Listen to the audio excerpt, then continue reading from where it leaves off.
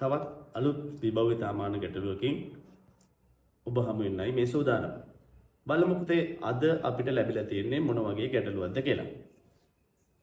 තැටි තරාදියක් kilogram එකක පඩියක් හා පරිප්පු ගෝණියක් ඇත. තැටි තරාදිය හා කිලෝග්‍රෑම් එකේ පඩිය පමණක් භාවිතා කර අවස්ථා 4කින් පරිප්පු ග්‍රෑම් 875ක් කිරාගත හැකි බව අකිල පවසයි. මේ ප්‍රකාශය. හරි. දැන් පුතේ අපිට දීලා තියෙන්නේ මෙන්න මේ වගේ ප්‍රශ්නයක්. හරි තැටි තරාදියක් තියනවලු කිලෝග්‍රෑම් එකේ පඩියක් තියනවලු පරිප්පු ගෝණියකුත් තියනවලු.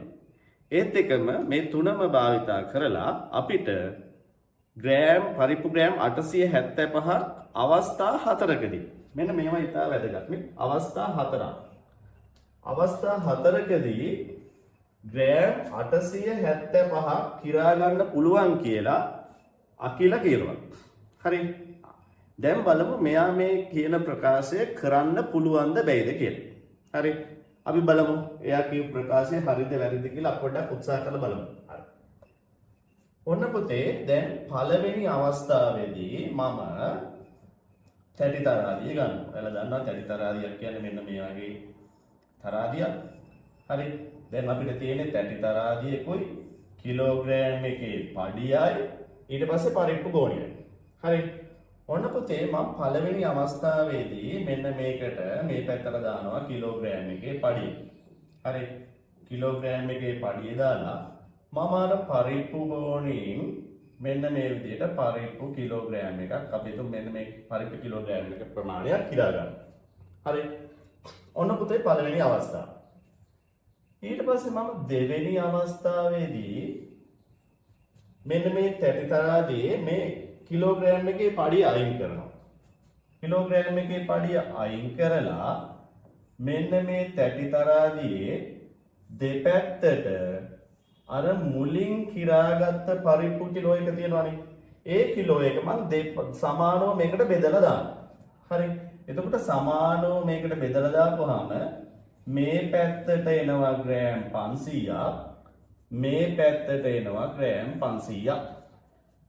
තේරුණාද පුතේ? දැන් මම අවස්ථා දෙකක් කරා. පළවෙනි අවස්ථාවේදී මේ පැත්තට කිලෝග්‍රෑම් එක පඩිය දැම්මා මේ පැත්තට පරිප්පු කිලෝ එකක් දාලා පරිප්පු කිලෝ එකක් මැනගත්තා. දෙවෙනි අවස්ථාවේදී මෙතන ගත්ත පරිප්පු කිලෝ එක මම මේ තැටි තරාදිය දෙකට සමානව බෙදලා දැම්මා. එතකොට මේ පැත්තට ග්‍රෑම් 500 මේ පැත්තට ග්‍රෑම් 500. හරි. ඊට පස්සේ මම මෙතන මේ ලැබිච්ච ග්‍රෑම් 500න් එක ග්‍රෑම් 500ක් අරගෙන වෙනම මල්ලකට දැම්මා. වෙන මම එක මල්ලකට දැම්මා. එතකොට මම මේකෙන් එකක් දැම්මා තව 500ක් තියෙනවා. මම තුන්වෙනි අවස්ථාවේදී මෙන්න බලන්න. ආයමත් ඇති තරාදිය අරගෙන දැන් ඔයාලා දන්නවා එක 500ක් මම මල්ලකට දැම්මා. තව 500ක් තියෙනවා. මේ 500 අරගෙන මම තැටි තරාදි දෙකට සමානව බෙදලා දානවා. එතකොට මේකට දානවා පරිප්පු ග්‍රෑම් 250.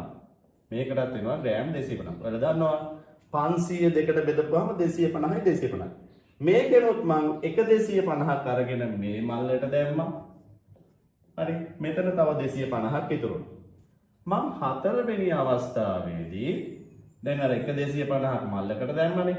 තව 250ක් ඉතුරු වුණානේ. එතකොට ඒ ඉතුරු වුණු 250 මෙන්න මේ තැටි තරාදියේ දෙපැත්තට බෙදලා දානවා. ඔයාලා දන්නවා 250 දෙකට බෙදපුවාම මේ පැත්තට 125යි ග්‍රෑම් මේ පැත්තට 125යි ග්‍රෑම්. ඊට පස්සේ මේ 125 දෙකෙන් එකක් මම මෙතෙන්ද දැම්මා 125. හරි. දැන් බලන්න මේ ටික එකතු කරපුවාම මේ බලන්න 0.5යි 5යි 5යි 2යි 7යි 5යි 2යි 7යි 1යි 8යි. ඔන්න ග්‍රෑම් 875ක ප්‍රමාණය දැන් මේ මල්ලේ තියෙනවා. හරි. මේ බලන්න මම එතකොට දැන් අවස්ථා හතරක් භාවිතා කරා. පළවෙනි අවස්ථාවේදී කිලෝග්‍රෑම් එකක් කිරාගත්තා. දෙවෙනි අවස්ථාවේ කිලෝග්‍රෑම් එක 500 500 බෙදලා එක 500ක් අතෙන් දැම්මා. තුන්වෙනි අවස්ථාවේදී මේ 500 අරගෙන 250 250 බෙදුවා. ඒ 250 එකක් මෙතෙන්ට දැම්මා. ඊට පස්සේ හතරවෙනි අවස්ථාවේදී මේ 250 අරගෙන 125 120 බෙදලා 875ක් හදාගත්තා. ඔන්න පුතේ එතකොට දැන් අවස්ථා 4කින් අපි ග්‍රෑම් 875ක් නිවැරදිව කිරාගත්තා. එතකොට දැන් මේ මොකද වෙන්නේ? අකිල කියපු ප්‍රකාශයේ නිවැරදි ප්‍රකාශයක් කියලා අපිට දැන් ඔප්පු වෙනවා.